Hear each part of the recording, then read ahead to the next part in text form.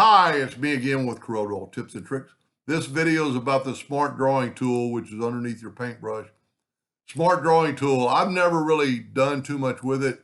You can make a circle and it recognizes the circle and will turn it into a circle. I never really looked right here. You can go the highest recognition and you can go the highest smoothness.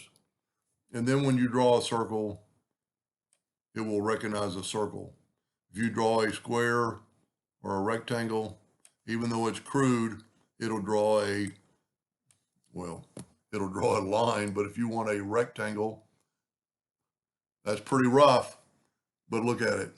Triangle.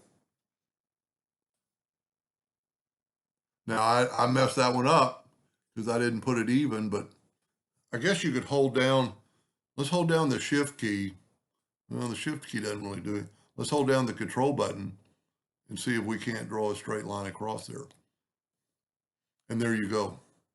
So next time I don't ever use it because I don't see the really purpose of it unless you're just drawing some lines and it'll make the line smooth and connected, which you can do with any tool.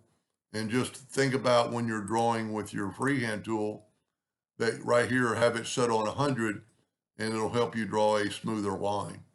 If you don't have this thing set on 100, it won't draw a smoother line. See the nodes? So always bump it up to 100.